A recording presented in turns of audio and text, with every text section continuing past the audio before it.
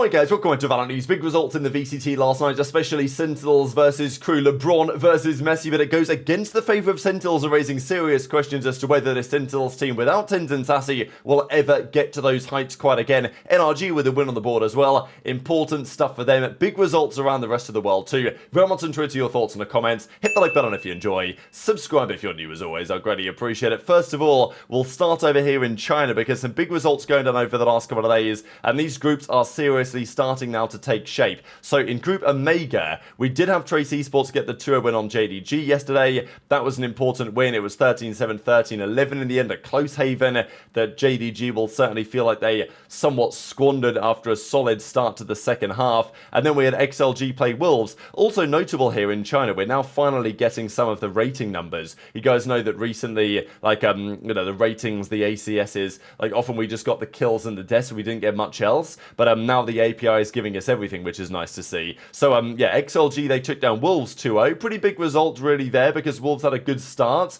They were 2-0 looking good. Then they lost to 2-0 here. Tyloo just got taken down by Trace Esports 2-1. So, important result for RB and the guys over, of course, on that team as well. And now we have DRG EDG underway. EDG, of course, kind of need the win here because they're sitting at 1-1. Group Omega, that's starting to take shape. It looks pretty clear who the top four and the rest are going to be. All Gamers versus Billy Gaming may well simply cement that in terms of who's going to qualify from Group Omega and who isn't.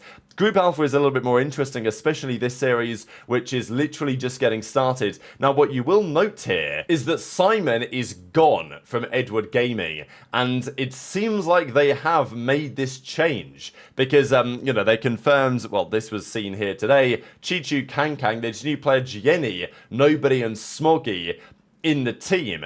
Now, Simon, I mean, in the most recent series that Edward played, I think the series that Edward went on to lose to Nova, Simon actually, by the numbers, was maybe their best player, like he top fragged the lobby. But there have been rumours now for a little bit of time that Edward are, have been looking to replace Simon and actually bring in this alternate player instead.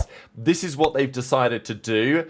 For now, I mean, who knows how this is going to work out for Edward Gaming, right? Because, they're still the reigning world champions. They still did very well in Masters Bangkok, but, maybe they feel like they could and should and need to be a little bit better than they presently are. The funny thing is that if they do decide to make this change, they've still lasted post-World Championship victory longer than, like, many other teams that have won the World Championship lasted instead.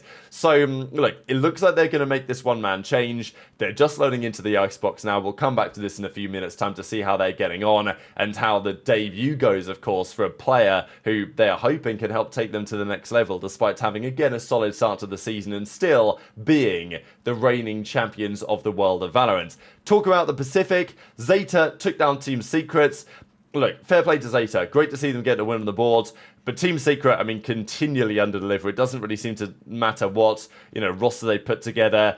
Envy maybe getting hard-costed right now. They lose the game 130. I mean, this is an unforgivable loss, to be honest. You're up 11-6. To squander this map pick on the Lotus. I mean, it was their map pick as well. And then to lose your own map pick, Icebox 13-10. Yeah, tragic stuff. Zeta get the win. So, great work for them, actually. It's nice to see the Japanese region hopefully start to show some signs of life again here in Valorant. But Team Secret may just be fraudulent. That is the issue again. So they go down 0-2. Zeta advanced to 1-1. The big game, of course, though, as far as I'm concerned, is Gen.G Paper X. That's coming up tomorrow, but what a game this is, right? With the changes that the teams are looking to make, of course, with Gen.G playing around with a couple of things, with Paper X potentially playing around with a couple of things. Hugely important game, given that they're both 0-1 right now in the standings. Fnatic Na'Vi was a big game yesterday as well, and Fnatic get the 2-0 victory here. Na'Vi, there's been lots of talk about this team, whether, it's time to call it a day, Angel, or whatever people are going to say. But Fnatic get the job done in a manner where, I mean, it was a funny map for Kayak, really, actually, because Kayak did nothing until he picked up the operator, and then he was absolutely cooking. It was 13-5 on the split, and then 13-11 in the end on the fracture. both of these maps, it was Crashies delivering the damage, right? Crashies the man who they were, not even intending really to have in the team. Of course, they want Leo to be here, but he's not. Crashies came in and actually delivered a generational performance, 46 in 22 to crush the hopes of Na'Vi.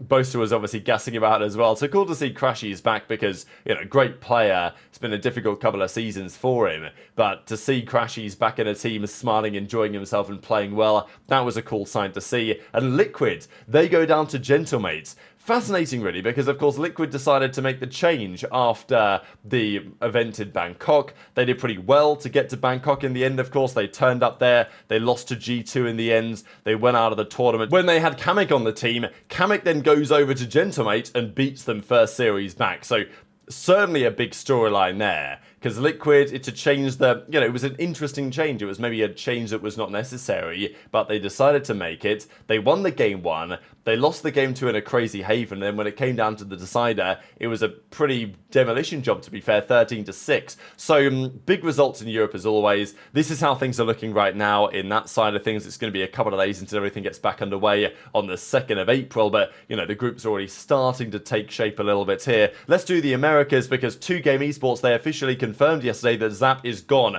after all the drama over the last couple of days. I thought it was notable that they said due to ongoing and escalating disagreements, right? Because of course he did that whole statement. We talked about it in some detail yesterday, how there was certainly differences of opinion in terms of what actually happened there behind the scenes. My feeling is that the way that 2G see it is that the statement that he made publicly was not necessarily the way that they see things. And therefore, they consider it to be an escalating disagreement. The current situation became unsustainable. 2G deeply appreciates his contributions, winning Ascension, getting to the Americas.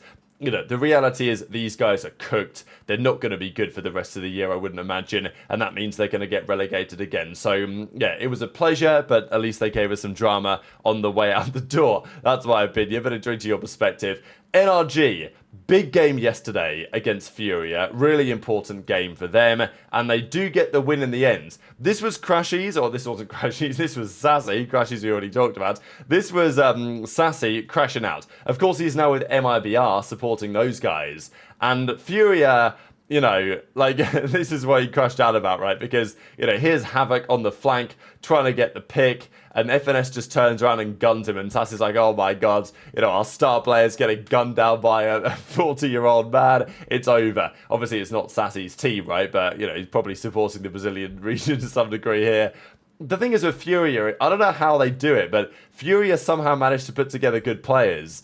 And yet they always fall short. So, it happened again here. It was the decider on the fracture. NRG absolutely crushed them. And it was a hot little 2-1 for FNS and the boys. Wasn't clean, exactly as Ethan says. Proud of the boys for the recovery because I think they lost the first map of the series on the Lotus 13-10. But after that, they really locked in. 13-2 demolition job on the Pearl. That was Furia's map pick. And after that, there was, no mental resilience, it seems, from Furia. NRG bowled them over. Marder went 26-9. FNS went 13-9. Good series, really, from all of those guys. Som gets over the line as well. I know there's been talk about Som, what he's going to do after this season, because we know that FNS is going to retire after this year.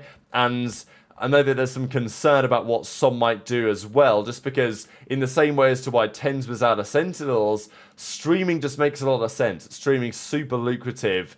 As a player, does it make the most sense to continue in that route? There is a question on it, right? But intrigued to your thoughts in the comments. This, though, was Sentinels. Sentinels played Crew yesterday, and I think Crew are a team who, they are very underrated. Maybe not very, but they're certainly underrated compared to many of the other teams in the league. They always seem to have a result like this in them. And they played Sentinels yesterday. This was one of the best rounds ever. And having watched this back, I only just realised that he literally has 1 bullet left in his Vandal. So there's only one way that he delivers this ace, and if it's he nails the last bullet, because he gets 1, 2, 3, all with the Vandal, doesn't reload, picks up the 4th as well, leaves himself with 1 bullet in the magazine, jet dashes forward and then bang. Hits the headshot onto Kesnit for the 5k, ridiculous ace from Zekken, but it wasn't enough. Sentinels go down to Crew yesterday, and honestly, this was a pretty convincing 2-0 for Crew. After their, difficult time in Bangkok for Sentinels, they would have hoped to really hit the ground running on their return, but it's not how it's gone down. And, Lotus 13-7 in favour of Crew, and the Icebox was 13-8 after both sides on their, both second halves, they got 1 round. 1 round on their attack in the second half, 1 round on their defense in the second half. So kind of nowhere to be found, really. Like, this series, it's not like Zekken had a great map too, but I think most of the criticism for this series, or I said Zelsis, sorry, I meant Zelsis, I said Zekken, whatever. Most of the criticism has been going the way of Narrate, I think. Just because of how good he was last year. Delivering that now is not, we're not really seeing it. I think Bang and John QT and Zekken are kind of delivering what was expected. Zelsis is going to be a bit up and down, it's how it is. But Narrate was meant to be, the real force that stepped in here and helped take the team to the next level. We've not really seen that recently. And, he had a tough time here as well. So I think lots to say on Sentinels. The Crew team, man, these guys, they always manage to deliver results like this. I'm increasingly impressed by how they execute year after year in this way. Kesnit, Mazzino, they always seem to have the number of some of these teams. So it's early days. It's maybe not a massively important deal. But it is relevant, because as Zelsis says, sometimes good, sometimes bad. O2 versus Crew, much more Valorant to play. Not going to do predictions of my own games again, because that obviously backfired. And as Zekken says, well played to them, we learn and move forward. Happy with my individual play, we need to be better as a team. So, look, Zekken's talent is still undeniable. This is what Som had to say about the earlier series, by the way, as well. Narrate only said this, O2 versus Crew, Messi is the GOAT, of course, investor in that Crew esports situation. And this is how it leaves the Americas now. So it's still pretty early days, but Crew, after beating Loud, they now advance to 2-0 in their group. They're looking real pretty. Sentinels drop down to 1-1, but their good result against 100T in terms of round count, that puts themselves still in an okay position, but they're 2-3 map count here now, Sentinels, so it's not where they would want to be. And it raises questions on where 100T are, right? Because if Sentinels aren't looking great and they're losing to Crew, then how good are 100T? I mean, look, maybe it's matchup dependent stuff. Today, 100T play EG, really big game